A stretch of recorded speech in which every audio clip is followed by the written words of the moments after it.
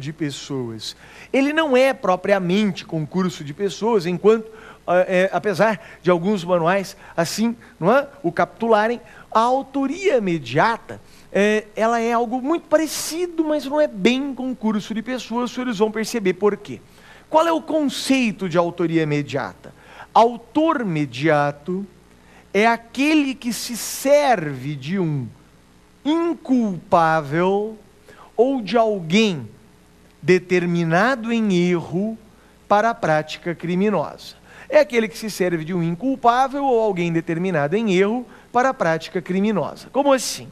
Ora, eu me sirvo do meu afilhado, não é, para matar a minha sogra, tá bem? Então eu peço ao meu afilhado que vá fazer cócegas na minha sogra, que está lá dormindo, não é? Se servindo de um garfo no pescoço ou coisa que o valha. Ora, ele não sabe que está fazendo mal para a avó, não é? Ele não sabe que está matando ou ferindo a minha sogra. Ele pensa que está brincando, ele não entende, não é? Ora, eu estou me servindo dele, eu sou o autor imediato.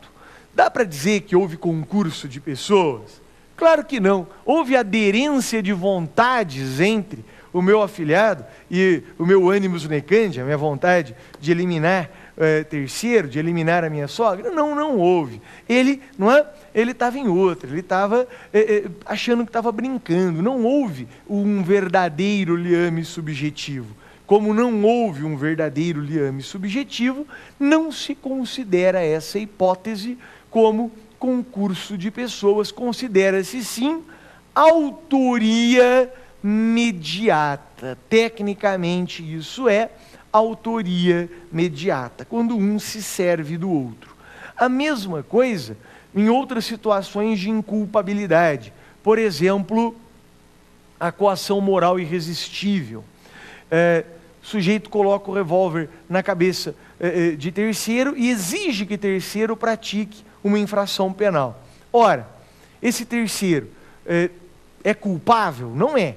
Todos nos lembramos que a coação moral irresistível afasta a culpabilidade. Se serviu de um inculpável, se ele usou o inculpável para a prática criminosa, deverá responder como autor imediato. Quem responde? É o constrangido? Aquele que recebeu o revólver na cabeça? Não, esse foi um mero instrumento, esse é inculpável. Quem responde é aquele que coagiu, é o coator. E responde como? Como autor imediato. Então lembre-se, autor imediato é aquele que se serve de alguém numa situação de inculpabilidade, um inimputável, um determinado em erro de proibição, aquele a quem é inexigível conduta diversa, coação moral irresistível, obediência hierárquica. Quem se serve de pessoas nessa situação para a prática criminosa é o chamado autor imediato. Ok? Vamos então à nossa próxima e última pergunta. Professor, o que é autoria colateral? O que é autoria colateral? Autoria colateral é a prática coincidente da mesma infração penal por duas ou mais pessoas sem o liame subjetivo. Repito, é a prática da mesma infração penal coincidente por duas ou mais pessoas sem o liame subjetivo. Espera aí, se não tem o liame subjetivo, você já matou. Não há concurso de pessoas. E se não há concurso de pessoas, não se aplica a teoria, não é? Que rege o concurso de pessoas. Qual é? Teoria monista, ou seja, não vão os presentes, não é? Os sujeitos não irão responder todos pelo mesmo crime. Exemplo, para concretizar, imagine que João e Pedro querem matar José.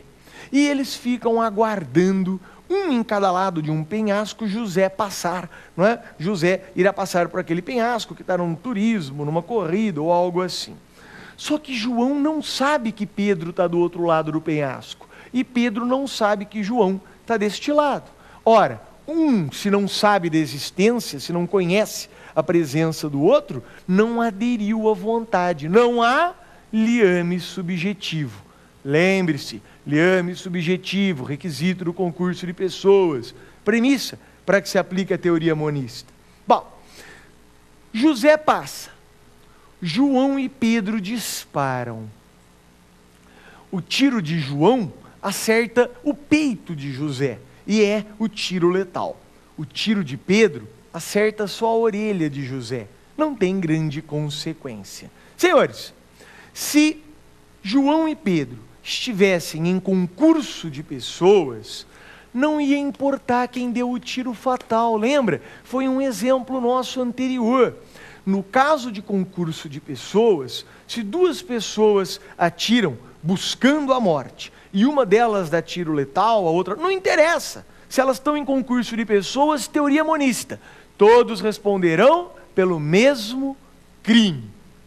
Agora, se não estão em concurso de pessoas, porque uma não aderiu à vontade da outra, uma não sabia que a outra estava lá, então não se aplica a teoria monista e cada um só responde pelo que efetivamente fez.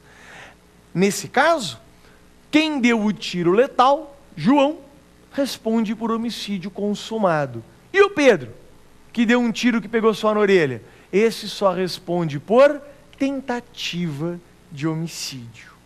Vejam então a importância da tese como argumento de defesa. Ora, se você demonstrar que o seu cliente não havia aderido à vontade do outro, que não havia liame subjetivo, seu cliente não vai responder pelo que o outro fez. Só pode responder pelo que se provar que ele fez. É uma baita tese de defesa tentar demonstrar a inexistência do liame subjetivo, ou seja, que se tratou apenas de uma autoria colateral, coincidentemente os dois estavam lá e acabaram praticando o mesmo crime, e assim o seu cliente só pode responder pelo que se demonstrar que ele fez. Percebeu o alcance da tese? Mas, Gustavo, o exemplo que eu vi não era bem assim. Não era. O exemplo que você encontrou no seu exame de ordem tratava de autoria colateral, mas ele tratava da autoria incerta na autoria colateral. Que é isso?